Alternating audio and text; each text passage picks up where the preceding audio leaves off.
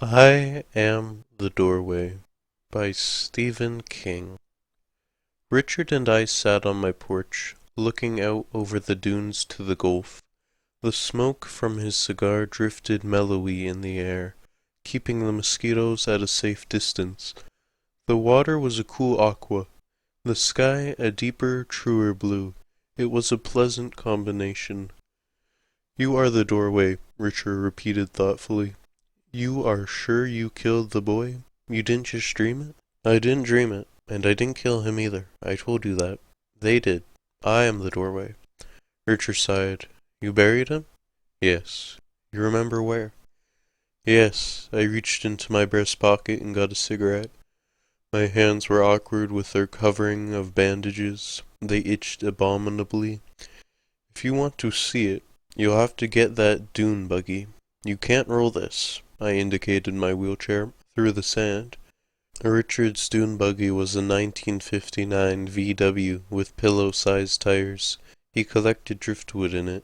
Ever since he retired from the real estate business in Maryland, he had been living on Key Caroline and building driftwood sculptures which he sold to the winter tourists at shameless prices.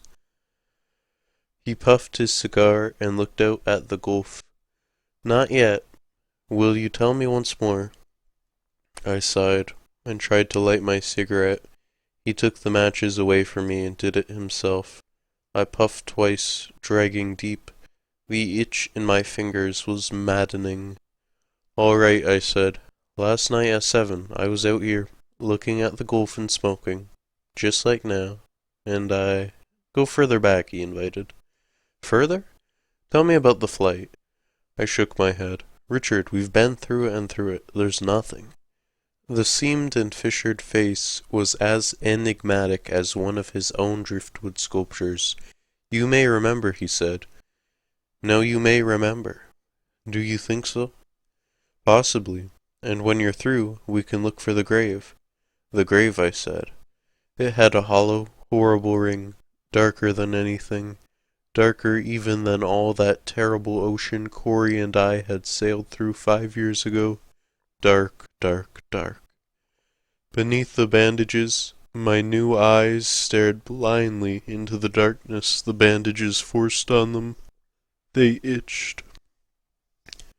Corey and I were boosted into orbit by the Saturn 16, the one all the commentators called the Empire State Building booster. It was a big beast, all right. It made the old Saturn 1B look like a redstone, and it took off from a bunker 200 feet deep. It had to keep from taking half of Cape Kennedy with it. We swung around the Earth, verifying all our systems, and then did our inject, heading out for Venus. We left a Senate fighting over an appropriations bill for further deep space exploration, and a bunch of NASA people praying that we would find something, anything. "It don't matter what," Don Lovinger, Project Zeus's private whiz kid, was very fond of saying when he'd had a few. "You got all the gadgets, plus 5 souped-up TV cameras, and a nifty little telescope with a zillion lenses and filters. Find some gold or platinum. Better yet, find some nice, dumb little blue men for us to study and exploit and feel superior to. Anything. Even the ghost of Howdy Doody would be a start." Corey and I were anxious enough to oblige if we could.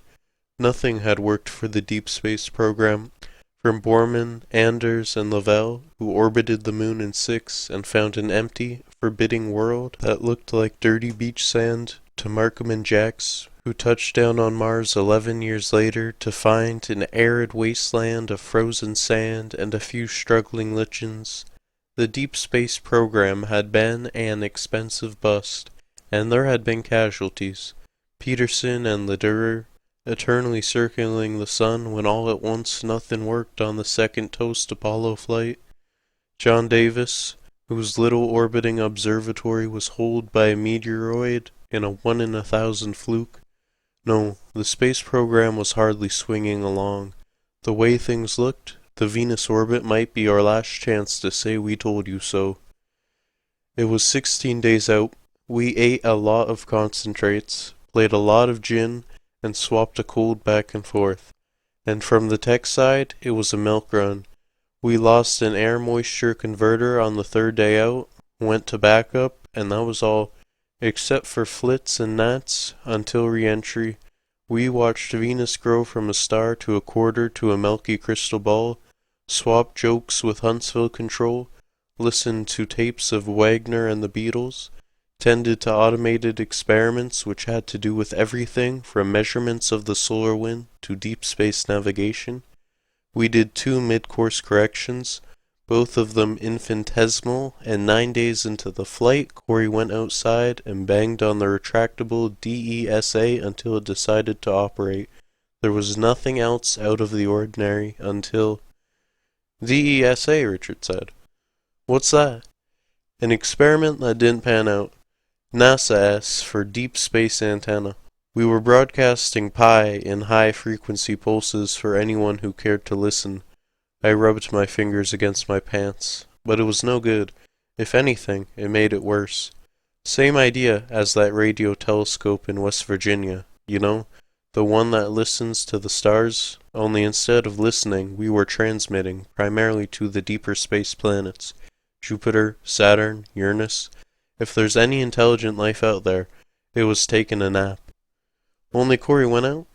Yes, and if he brought in any interstellar plague, the telemetry didn't show it. Still, it doesn't matter, I said crossly. Only the here and now matters. They killed the boy last night, Richard. It wasn't a nice thing to watch, or feel. His head? It exploded, as if someone had scooped out his brains and put a hand grenade in his skull. Finish the story, he said. I laughed hollowly. What's to tell?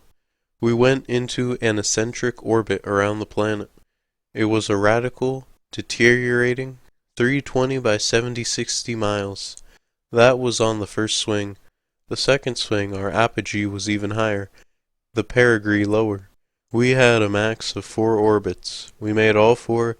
We got a good look at the planet, also over 600 stills, and God knows how many feet of film. The cloud cover is equal parts methane, ammonia, dust, and flying shit. The whole planet looks like the Grand Canyon in a wind tunnel. Corey estimated wind speed at about 600 miles per hour near the surface. Our probe beeped all the way down and went out with a squawk. We saw no vegetation and no sign of life. Spectroscope indicated only traces of the valuable minerals, and that was Venus. Nothing but nothing, except it scared me. It was like circling a haunted house in the middle of deep space. I know how unscientific that sounds, but I was scared gutless until we got out of there. I think if our rockets hadn't gone off, I would have cut my throat on the way down. It's not like the moon. The moon is desolate, but somehow antiseptic. That world we saw was utterly unlike anything that anyone has ever seen. Maybe it's a good thing that cloud cover is there. It was like a skull that's been picked clean. That's the closest I can get. On the way back, we heard the Senate had voted to half space exploration funds. Corey said something like, "Looks like we're back in the weather satellite business, Artie." But I was almost glad. Maybe we don't belong out there. 12 days later, Corey was dead, and I was crippled for life. We bought all our trouble on the way down. The chute was fouled. How's that for life's little ironies? We'd been in space for over a month, gone further than any humans had ever gone, and it all ended the way it did because some guy was in a hurry for his coffee break and let a few lines get fouled. We came down hard. A guy that was in one of the copters said it looked like a gigantic baby falling out of the sky, with the placenta trailing after it. I lost consciousness when we hit. I came to when they were taking me across the deck of the Portland. They hadn't even had a chance to roll up the red carpet we were supposed to have walked on. I was bleeding and being hustled up to the infirmary. Over a red carpet that didn't look anywhere near as red as I did. I was in Bethesda for 2 years. They gave me the Medal of Honor and a lot of money and this wheelchair. I came down here the next year. I like to watch the rockets take off. I know, Richard said. He paused. Show me your hands. No, it came out very quickly and sharply. I can't let them see. I've told you that. It's been 5 years, Richard said. Why now, Arthur? Can you tell me that? I don't know. Maybe, whatever it is, has a long gestation period. Or who's to say? I even got it out there. Whatever it was might have entered me in Fort Lauderdale, or right here on this porch for all I know. Richard sighed and looked out over the water, now reddish with the late evening sun. I'm trying, Arthur. I don't want to think that you are losing your mind. If I have to, I'll show you my hands, I said. It costs me an effort to say it, but only if I have to. Richard stood up and found his cane. He looked old and frail. I'll get the dune buggy. We'll look for the boy. Thank you, Richard. He walked out towards the rutted dirt track that led to his cabin. I could just see the roof of it over the big dune, the one that runs almost the whole length of Key Caroline, over the water towards the Cape. The sky had gone an ugly plum color, and the sound of thunder came faintly to my ears. I didn't know the boy's name, but I saw him every now and again, walking along the beach at sunset, with his sieve under his arms. He was tanned almost black by the sun, and all he was ever clad in was a frayed pair of denim cut-offs. On the far side of Key Caroline there is a public beach, and an enterprising young man can make perhaps as much as $5 on a good day, patiently sieving the sand for buried quarters or dimes. Every now and then I would wave to him, and he would wave back, both of us non-committal, strangers yet brothers, year-round dwellers set against a sea of money-spending, Cadillac-driving, loud-mouthed tourists. I imagined he lived in the small village clustered around the post office about a half-mile further down. When he passed by that evening, I had already been on the porch for an hour, immobile, watching. I had taken off the bandages earlier. The itching had been intolerable, and it was always better when they could look through their eyes. It was a feeling like no other in the world, as if I were a portal, just slightly ajar, through which they were peeking at a world which they hated and feared. But the worst part was that I could see too, in a way. Imagine your mind transported into a body of a housefly looking into your own face with 1,000 eyes. Then perhaps you can begin to see why I kept my hands bandaged, even when there was no one around to see them. It began in Miami. I had business there with a man named Cresswell, an investigator from the Navy Department. He checks up on me once a year.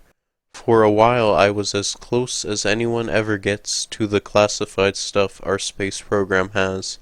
I don't know just what it is he looks for, a shifty gleam in the eye maybe, or maybe a scarlet letter on my forehead. God knows why. My pension is large enough to be almost embarrassing. Cresswell and I were sitting on the terrace of his hotel room, sipping drinks and discussing the future of the U.S. space program. It was about 3:15. My fingers began to itch. It wasn't a bit gradual. It was switched on like electrical current. I mentioned it to Cresswell. So you picked up some poison ivy on that scrofulous little island, he said, grinning. The only foliage on Key Caroline is a little palmetto scrub, I said. Maybe it's the 7-year itch. I looked down at my hands. Perfectly ordinary hands, but itchy. Later in the afternoon I signed the same old paper. I do solemnly swear that I have neither received nor disclosed any divulged information which would, and drove myself back to the Key. I've got an old Ford, equipped with hand-operated brake and accelerator. I love it. It makes me feel self-sufficient. It's a long drive back down Route 1, and by the time I got off the big road and onto the Key Caroline exit ramp, I was nearly out of my mind. My hands itched maddeningly. If you have ever suffered through the healing of a deep cut or a surgical incision, you may have some idea of the kind of itch I mean. Live things seemed to be crawling and boring in my flesh. The sun was almost down, and I looked at my hands carefully in the glow of the dash lights.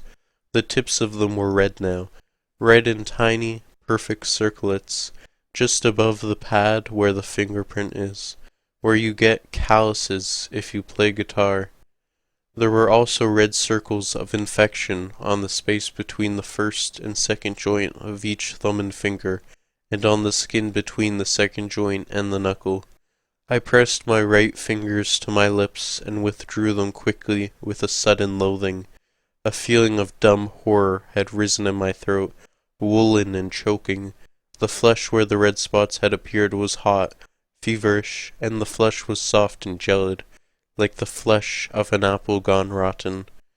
I drove the rest of the way trying to persuade myself that I had indeed caught poison ivy somehow, but in the back of my mind there was another ugly thought. I had an aunt, back in my childhood, who lived the last 10 years of her life, closed off from the world in an upstairs room.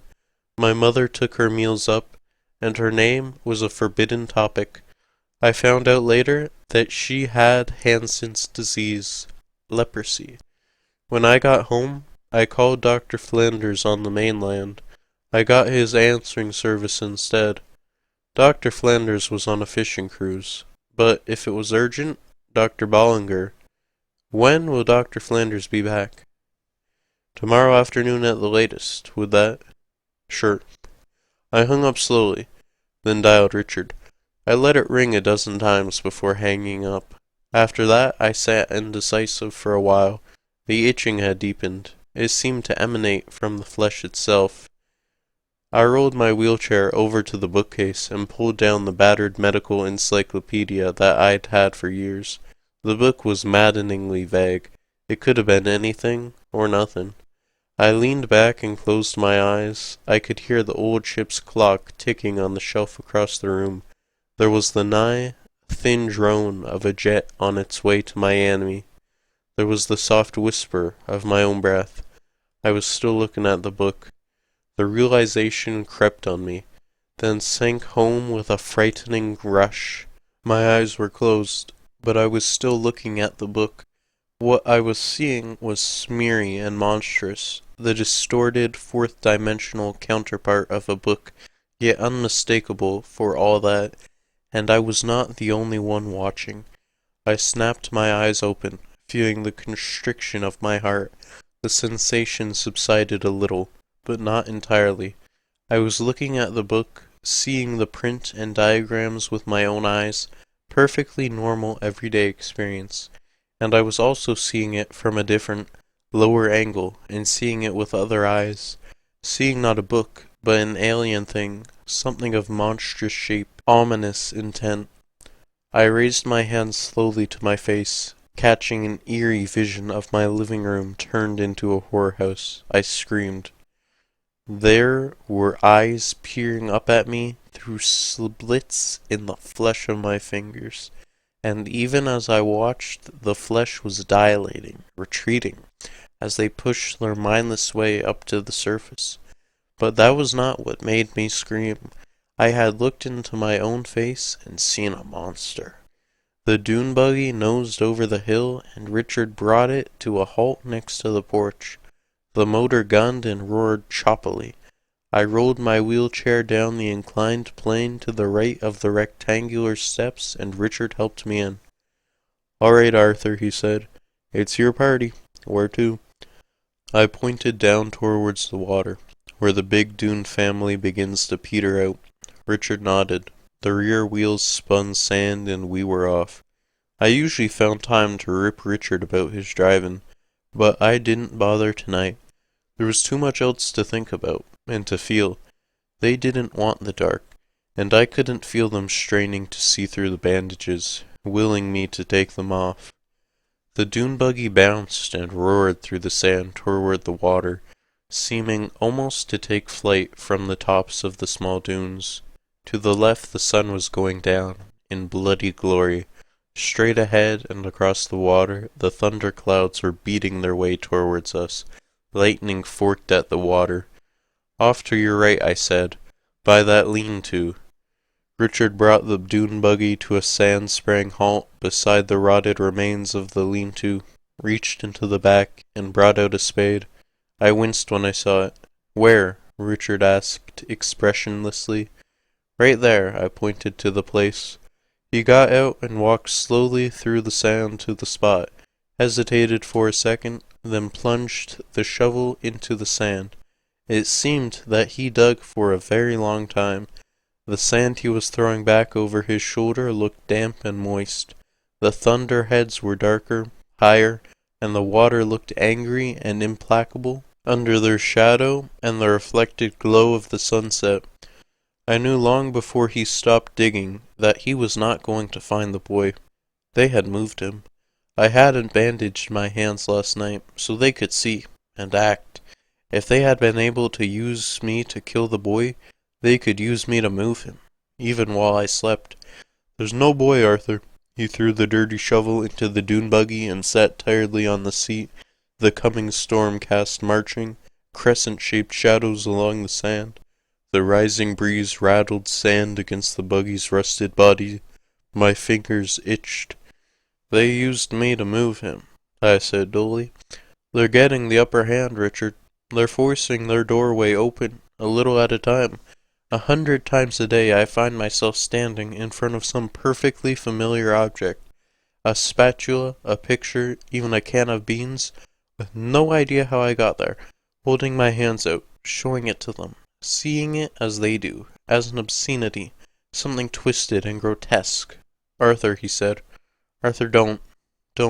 In the failing light, this face was wan with compassion. "Standing in front of something," you said. "Moving the boy's body," you said. "But you can't walk, Arthur. You're dead from the waist down." I touched the dashboard of the dune buggy. "This is dead too, but when you enter it, you can make it go. You can make it kill. It couldn't stop you even if it wanted to." I could hear my voice rising hysterically. "I am the doorway. Can't you understand that? They killed the boy, Richard. They moved the body." "I think you'd better see a medical man," he said quietly. "Let's go back. Let's check on the boy then. Find out. You said you didn't even know his name. He must have been from the village. It's a small village. Ask. I talked to the Maud Harrington on the phone when I got the dune buggy. If anyone in the state has a longer nose, I've not come across her. I asked if she'd heard of anyone's boy not coming home last night. She said she hadn't. But he's a local. He has to be." He reached for the ignition switch, but I stopped him. He turned to look at me, and I began to unwrap my hands. From the gulf, thunder muttered and growled. I didn't go to the doctor, and I didn't call Richard back. I spent 3 weeks with my hands bandaged every time I went out. 3 weeks just blindly hoping it would go away. It wasn't a rational act, I can admit that. If I had been a whole man who didn't need a wheelchair for legs or who had spent a normal life in a normal occupation, I might have gone to Doc Flanders or to Richard. I still might have, if it hadn't been for the memory of my aunt, shunned, virtually a prisoner, being eaten alive by her own ailing flesh. So I kept a desperate silence, and prayed that I would wake up some morning and find it had been an evil dream. And little by little I felt them, an anonymous intelligence. I never really wondered what they looked like, or where they had come from. It was moot. I was their doorway, and their window on the world. I got enough feedback from them to feel their revulsion and horror, to know that our world was very different from theirs. Enough feedback to feel their blind tape, but still they watched. Their flesh was embedded in my own. I began to realize that they were using me, actually manipulating me. When the boy passed, raising one hand in his usual non-committal salute, I had just about decided to get in touch with Cresswell at his Navy Department number. Richard had been right about one thing. I was certain that whatever had got hold of me had done it in deep space or in that weird orbit around Venus. The Navy would study me, but they would not freakify me. I wouldn't have to wake up any more into the creaking darkness and stifle a scream as I felt them watching. My hands went out towards the boy, and I realized that I had not bandaged them. I could see the eyes in the dying light, watching silently. They were large, dilated, golden-irised. I had poked one of them against the tip of a pencil once, and had felt excruciating agony slam up my arm. The eye seemed to glare at me with a chained hatred that was worse than physical pain. I did not poke again. And now they were watching the boy. I felt my mind side-slip. A moment later, my control was gone. The door was open. I lurked across the sands toward him, legs scissoring nervously. So much driven dead wood. My own eyes seemed to close, and I saw only with those alien eyes. Saw a monstrous alabaster seascape overtopped with a sky like a great purple way. Saw a leaning, eroded shack that might have been the carcass of some unknown, flesh-devouring creature. Saw an abominated creature that moved or respired and carried a device of wood and wire under its arm, a device constructed of geometrically impossible right angles. I wonder what he thought, that wretched, unnamed boy with his sieve under his arm and his pockets bulging with an odd conglomerate of sandy tourist coins. What he thought when he saw me lurking at him like a blind conductor, stretching out his hands over a lunatic orchestra. What he thought as the last of the light fell across my hands, red and split and shining with their burden of eyes. What he thought when the hands made that sudden, flailing gesture in the air just before his head burst. I know what I thought. I thought I had peeked over the rim of the universe and into the fires of hell itself. The wind pulled at the bandages and made them into tiny, whipping streamers as I unwrapped them. The clouds had blotted the red remnants of the sunset, and the dunes were dark and shadow-cast. The clouds raced and boiled above us. "You must promise me one thing, Richard," I said over the rising wind. "You must run if it seems I might try to hurt you. Do you understand that?" "Yes." His open-throated shirt whipped and rippled with the wind. His face was set, his own eyes little more than sockets in the early dark. The last of the bandages fell away. I looked at Richard, and they looked at Richard. I saw a face I had known for 5 years come to love. They saw a distorted, living monolith. "You see them," I said, hoarsely. "Now you see them." He took an involuntary step backwards. His face became stained with a sudden, unbelievable terror. Lightning slashed out of the sky. Thunder walked in the clouds, and the water had gone black as the river Styx. Arthur, how hideous he was! How could I have ever lived near him, spoken with him? He was not a creature, but mute pestilence. He was, "Run, run, Richard!" And he did run. He ran in huge, bounding leaps. He became a scaffold against the looming sky. My hands flew over my head in a screaming, burlesque gesture, the fingers reaching to the only familiar thing in this nightmare world, reaching to the clouds. And the clouds answered.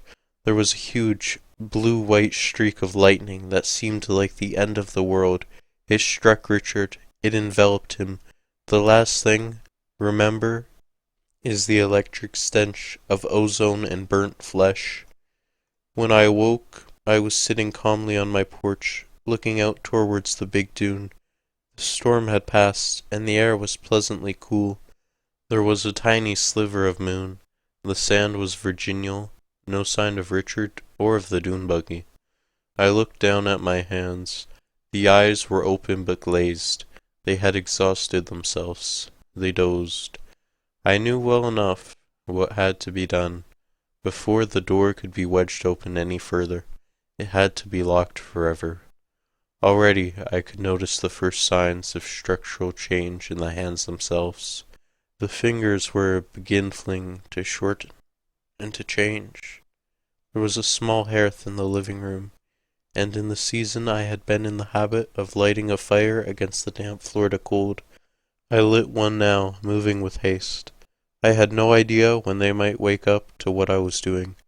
When it was burning well, I went out back to the kerosene drum and soaked both hands. They came awake. immediately, screaming with agony. I almost didn't make it back to the living room and to the fire, but I did make it. That was all 7 years ago.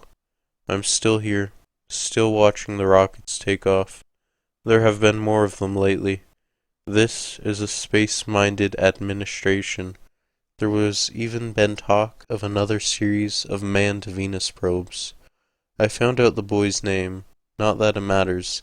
He was from the village just as I thought, but his mother had expected him to stay with a friend on the mainland that night, and the alarm was not raised until the following Monday. Richard? Well, everyone thought Richard was an odd duck, anyway. They suspected he may have gone back to Maryland, or taken up with some woman. As for me, I'm tolerated, although I have quite a reputation for eccentricity with myself. After all, how many ex-astronauts regularly write their elected Washington officials with the idea that space or exploration money could be better spent elsewhere? I get along just fine with these hooks. There was terrible pain for the first year or so, but the human body can adjust to almost anything. I shave with them, and even tie my own shoelaces, and as you can see, my typing is nice and even. I don't expect to have any trouble putting the shotgun into my mouth or pulling the trigger. It started again 3 weeks ago, you see. There's a perfect circle of 12 golden eyes on my chest.